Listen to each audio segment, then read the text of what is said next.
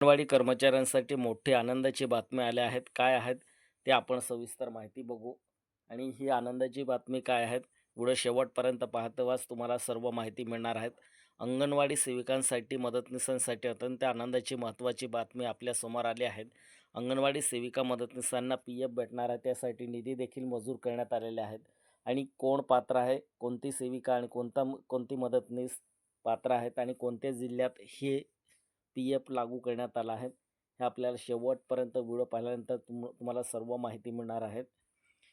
C-I-T संघटनेच्या प्रयत्नात यश आले आहेत अशी माहिती आपल्यासमोर आली आहे. सी-आय-टीचे अध्यक्ष काय म्हटले ते देखील आपण व्हिडिओच्या शेवटी पाहणार आहोत. त्यांच्या व्हिडिओ आपल्यासमोर आला आहे. ते काय म्हटले, अंगणवाडी सेविकांमध्ये यांना कशा पद्धतीने पी-एफ मंजूर करून दिला देखील हे ते आपण जाणून घेणार आहोत. तत्पूर्वी बघा, आपल्याला हिंदुस्तान टाइम्समध्ये आलेली ही न्यूज आहे आणि त्याच न्यूज संदर्भात आपण या व्हिडिओच्या माध्यमातून बोलणार आहोत. बघा, पुणे जिल्हा परिषदमध्ये अंगणवाडी सेविकांच्या पी-एफ थकबाकी 1084 कोटी रुपये जमा करण्याचे निर्देश हे देण्यात आले आहेत. आणि अत्यंत महत्त्वाचं आणि आनंदाची बातमी जे आपल्यासमोर आलेली आहे, प्रादेशिक भविष्य निर्वाह निधी म्हणजे आयुक्तांनी पुणे जिल्हा परिषदला 905 कामगारांसाठी, प्रामुख्याने अंगणवाडी सेविका आणि मदतनीसांसाठी भविष्य निर्वाह निधीच्या थकबाकीसाठी 1084 कोटी रुपये जमा करण्यास निर्देश दिले आहेत. तारीख तुम्ही याची पाहू शकता. 6 मार्च 2026ची न्यूज आहे. अत्यंत महत्त्वाचा निर्णय आहे हा पुण्यातील अंगणवाडी सेविका मदतनीसांसाठी घेण्यात आलेले आहे. बघा, एक महत्त्वपूर्ण निर्णय, प्रादेशिक भविष्य निर्वाह निधी आयुक्तांनी आर-पी-एफची पुणे जिल्हा परिषदला झेड-पी कामगारांसाठी, प्रामुख्याने अंगणवाडी सेविका आणि मदतनीसांसाठी भविष्य निर्वाह निधी ज्यांना पी-एफ दिले जाणार आहेत ते आपल्याला त्या ठिकाणी निधी मंजूर करण्यात आले. 1084 कोटी रुपये जमा करण्याचे निर्देश हे देण्यात आला आहे. फेब्रुवारी रोजीच्या 233 आपल्याला सविस्तर आदेश ज्यांची प्रत ही गुरुवारी उपलब्ध झाली, म्हणजे कालच ती उपलब्ध झाली. आर-पी-एफच्या एक अमित वरिष्ठ यांनी असे म्हटले आहे की अंगणवाडी सेविका कामगार आणि अंगणवाडी मदतनीस भविष्य निर्वाह निधी लाभासाठी पुणे जिल्हा परिषदेचे कर्मचारी आहेत. त्यांच्यानंतर पुढे बघा, त्यांनी काय म्हटलं आहे, या आदेशात ऑक्टोबर 1986 ते मार्च 2024 पर्यंत सुमारे 38 वर्षे कालावधी समाविष्ट आहेत. निर्णयानुसार जिल्हा परिषदेने झेड-पी 60 दिवसाच्या आत कामगारांना पी-एफ खात्यात 1084 कोटी रुपये जमा करावेत असे आदेश देण्यात आले आहेत.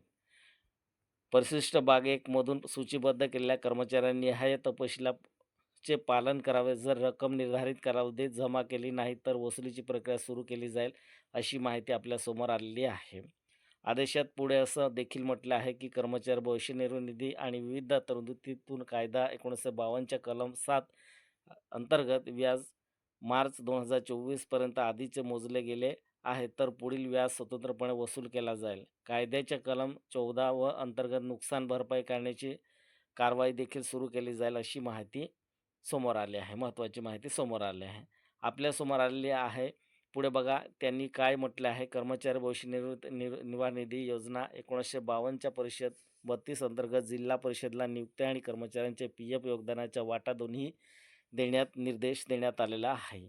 आयुक्तांनी असं स्पष्ट केलं आहे की कर्मचाऱ्यांच्या वाटा कामगारांच्या भविष्यातील पगारातून वसूल केला जाऊ नये किंवा मागील देयकातून वजा केला जाऊ नये अशी महत्त्वपूर्ण माहिती आपल्यासमोर आलेली आहे. हजारो अंगणवाडी कामगार, बघा इथं काय म्हटले आहे, हजारो अंगणवाडी कामगारांना, प्रामुख्याने अंगणवाडी सेविका आणि मदतनीस आशा कामगार यांच्याशी संबंधित दीर्घकाळ चाललेल्या वादांनी हा निर्णय देण्यात आलेला आहे.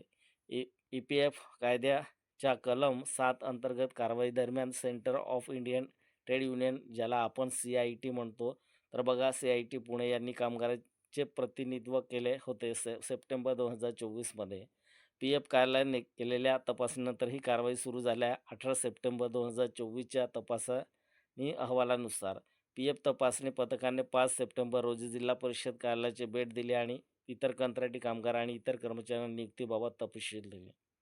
मागितलं आवश्यक कागदपत्रे सादर न केल्याने अधिकाऱ्यांनी ई-पी-एफ कायद्याचे कलम 7 अंतर्गत कारवाई सुरू केली होती. त्यानंतर बघा, जिल्हा परिषदेने सादर केलेल्या नोंदी पी-एफ तपासणी पथकाने तपासल्या, ज्यांना 17 सप्टेंबर 2025 आणि 7 जानेवारी 2026 रोजी अहवाल सादर केले. तपासणीमध्ये असे आढळून आले की जिल्हा परिषद नियमित कर्मचारी, कंत्राटी कर्मचारी आणि कंत्राटदारांमार्फत नियुक्ती केलेले असे कामगार अशा अनेक श्रेणीमध्ये कामगार काम करतात.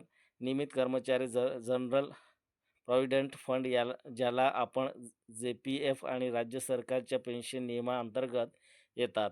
अहवालात पुढे असे देखील आढळून आलेले आहे, की काही विभागामधील कंत्राटी कर्मचाऱ्यांच्या व्यतिरिक्त जिल्हा परिषद एकात्मिक बालविकास सेवा योजना ज्याला आपण ICDS म्हणतो आणि राष्ट्रीय आरोग्य अभियान अंतर्गत मोठ्या प्रमाणात कर्मचारी कार्यरत आहेत. यामध्ये प्रामुख्याने आशा कर्मचारी, अर्धवेळ परिचारिका, अंगणवाडी सेविका आणि अंगणवाडी मदतनीस यांचा समावेश आहे. ज्यांना एकत्रित मानधन हे दिलं जातं. त्यामुळे असे कर्मचारी PFसाठी प्राप्त आहे. अशी PF साठी म्हणजे PF भेटण्याचे नियम अंतर्गत ते बसत आहेत, अशी माहिती आपल्याला समोर आली आहे. त्यामुळे लवकरात लवकर आता पुणे जिल्ह्याच्या झालं प्रत्येक जिल्ह्यामध्ये अंगणवाडी सेविका मदतनीसांच्या PFसाठी मोठी तरतूद करण्यात यावी, अशी देखील माझी या व्हिडिओच्या माध्यमातून विनंती आहे. तर CITचे अध्यक्ष काय म्हटले आपण थोडक्यात जाणून घेऊया.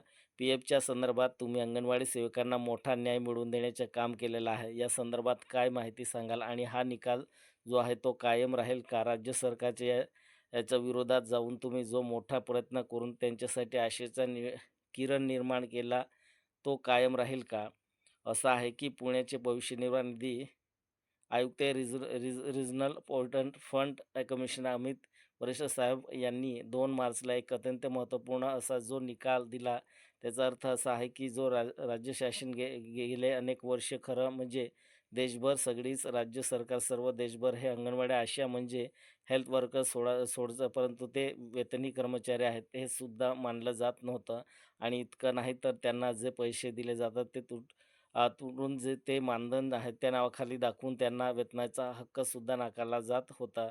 आता त्यांच्याबद्दल सुप्रीम कोर्टाने एक निकाल ऑलरेडी दिला आणि त्यांना मिळणारा मोबदला हे वेतन आहे आणि ग्रॅज्युइटीचं पात्र आहे, असं यापूर्वी सुप्रीम कोर्टाने 3 वर्षापूर्वी निकाल दिला.